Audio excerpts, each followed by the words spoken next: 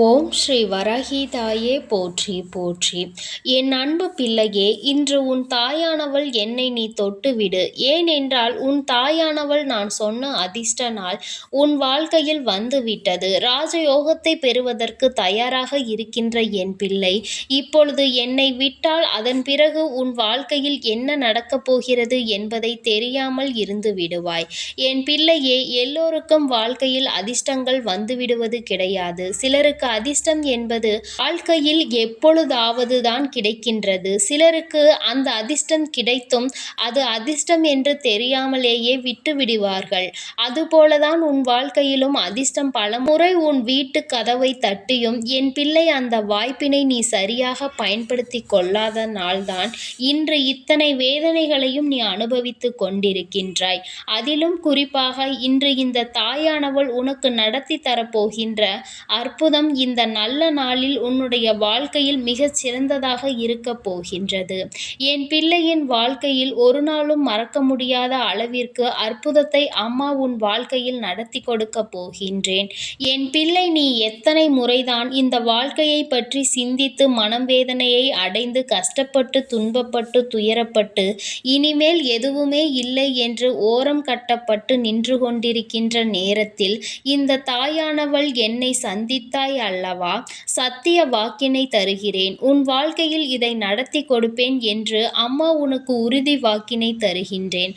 அப்படி நான் தருகின்ற வாக்கு ஒவ்வொன்றும் உன் வாழ்க்கையில் நிச்சயமாக பலிக்கின்றதா அல்லது நடக்காமல் போகின்றதா என்று என் பிள்ளை நீ நினைக்கின்றாய் அல்லவா? இந்த அதிர்ஷ்ட நாளில் அம்மா வந்திருக்கின்றேன். ஒவ்வொரு முறையும் உன்னிடம் சொல்வது போல இந்த நாளில் உனக்கு நான் நிறைவேற்றி கொடுக்கிறேன் என்று நான் சொன்னது அந்த நாள் இன்று உன் வாழ்க்கையில் வந்திருக்கின்றது. என் பிள்ளையே, நீ உன் வாழ்க்கையில் செய்த முயற்சிகள் அனைத்திற்கும் ஆன பலன் உனக்கு கிடைக்கப் போகின்றது. ஏதோ ஒரு வகையில் இந்த வாழ்க்கையை நீ வென்று காட்டியதை உணரப் போகின்றாய். ஏதோ ஒரு சூழ்நிலைதான் இந்த வாழ்க்கையில் நீ பட்ட சில அவமானங்கள் எல்லாம் இப்பொழுது உன்னை விட்டு சென்று விட்டதை நீ உணரப் போகின்றாய். அவமானங்களை கொடுத்தவர்கள் உன் வாழ்க்கையை விட்டு விலகி சென்றதையும் நீ கண்கூடாக காணப்போகின்றாய். என் பிள்ளையே, இந்த வாழ்க்கை உனக்கு எதையெல்லாம் கொடுத்து உன்னை சாதிக்க சொல்லியதோ அந்த நேரத்தில் அதையெல்லாம் விட்டுவிட்டு என் பிள்ளை நீ நின்றிருந்த நேரம் இனிமேல் அதுபோன்று எதுவும் நடக்காதபடி உன் வாழ்க்கையில் உனக்கான நல்ல நேரம் ஆரம்பித்து விட்டது. அம்மா, எனக்கு கிடைத்த வாய்ப்புகள் என்று தெரியாமல் தான் நான் தவறு செய்து விட்டேன். ஆனால் இனி ஒருபொழுதும் எனக்கு கிடைக்கின்ற வாய்ப்புகளை நான் விட்டுவிட மாட்டேன் என்று என் பிள்ளை நீ சொல்கின்றாய் அல்லவா?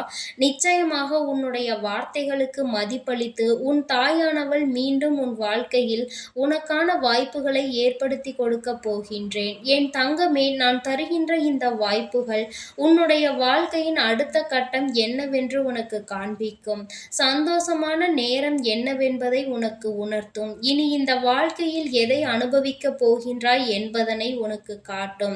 இவை எல்லாமே உனக்கு இன்றே தெரிய வந்துவிடும். ராஜயோகம் என்பது என் பிள்ளையே, நீ எதிர்பார்க்காத ஒரு விஷயத்தில் உனக்கான நல்ல செய்தி ஒன்று இன்று நிச்சயமாக வந்து சேரும்.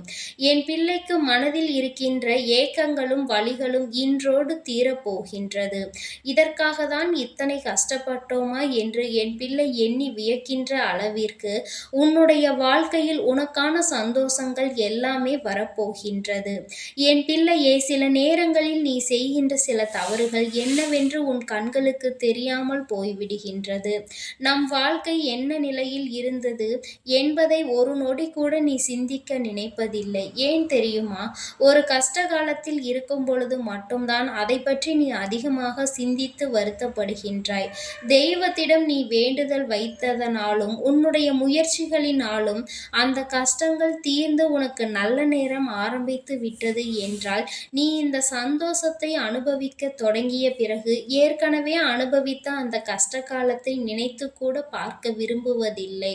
நீ அதனை எண்ணி கூட பார்ப்பதில்லை. இப்படி நீ சில தேவையற்ற விஷயங்களை உன் வாழ்க்கையில் நினைத்து கொண்டிருக்கின்ற சில விஷயங்களினால்தான் உன்னுடைய வாழ்க்கை உன்னை பின்னோக்கி இழுத்து செல்கின்றது என்பதை மறந்துவிடாதே. இன்று இருக்கின்ற சூழ்நிலையை மட்டும் வைத்துக்கொண்டு நினைத்ததை எல்லாம் அடைய வேண்டும் என்று நினைப்பதற்கு பதிலாக ஏற்கனவே இருந்த சூழ்நிலையை சற்று மனதில் கொண்டு நம் வாழ்க்கை எப்பொழுதும் ஒரே சரிசமமாக சென்று கொண்டிருக்க வேண்டும் என்பதில் கவனமாக இரு. ஏனென்றால் ஏற்கனவே இருந்த நிலை மீண்டும் திரும்ப வரும் என்று நிச்சயமாக சொல்லவும் முடியாது, திரும்ப வராது என்பதனை உறுதியாக சொல்லவும் முடியாது. மீண்டும் அதே நிலை திரும்ப வருகிறது என்றால் சமாளிக்கின்ற பக்குவம் என் பிள்ளை உனக்கு இருக்க வேண்டும். எந்த சூழ்நிலை ஆனாலும் சமாளிக்கின்ற திறமை உனக்குள் இருக்க வேண்டும். அதனால் ஆரம்பத்தில் என்ன நிலையில் இருந்தாலும் அந்த நிலையை ஒரு நாளும் மறக்காமல் எப்பொழுதும் ஒரே போல என் பிள்ளை நீ வாழ்ந்து காட்ட வேண்டும். என் தங்கமே, சில உறவுகள் உன்னை விட்டு பிரிந்து செல்வதற்கு கூட அது ஒரு காரணமாக இருக்கும். ஏன் தெரியுமா? நீ கஷ்டப்படும் பொழுது உன்னோடு இருந்தவர்கள் நீ நல்ல நிலைக்கு வந்த பிறகும் உன்னோடு இருந்து கொண்டிருப்பார்கள்.